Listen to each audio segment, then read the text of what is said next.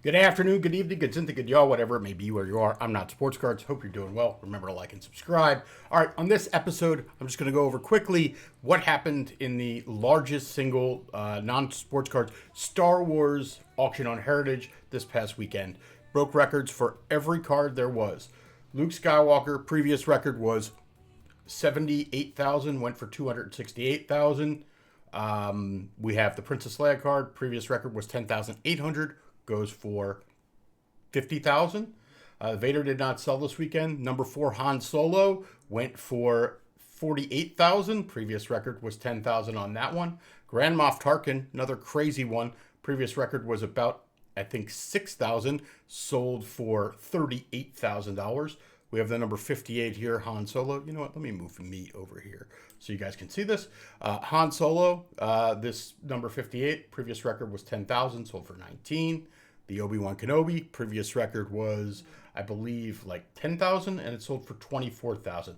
Also, R2-D2 sold for 17,000. The previous record was about, I think, $6,000. You can go on and down through the entire set.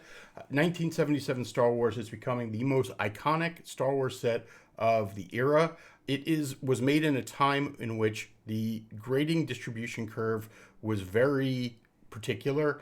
You can look at something like the 1979 Wayne Gretzky to get a similar idea. Very, very few tens.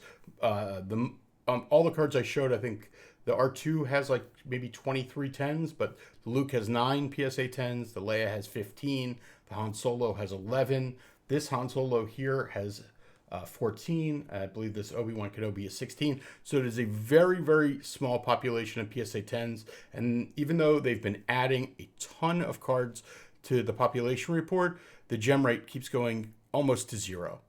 These cards gem at under 0.1% these days. So the idea of you see these boxes here that are for sale. A box now is going for about $15,000.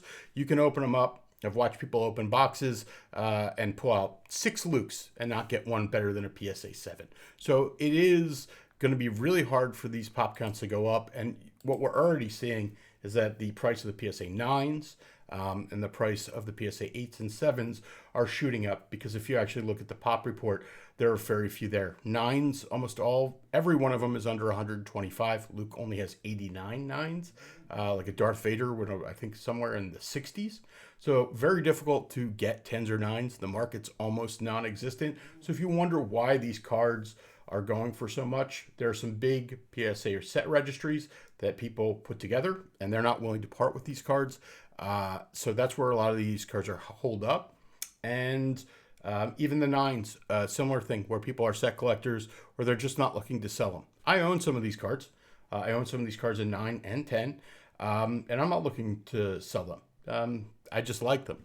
And I think that's, what happens in a market is you have scarcity, and then you supply and demand. It's as old as time. There is more demand than there is supply, and that is going to push up prices. So that's it. I'm going to do this a quick hitter. This one is for Professor Sports Cards. I went on his show tonight, and he told me, got to get to it, man. Just got to get to it. So tonight, got to it. Hope you enjoy it.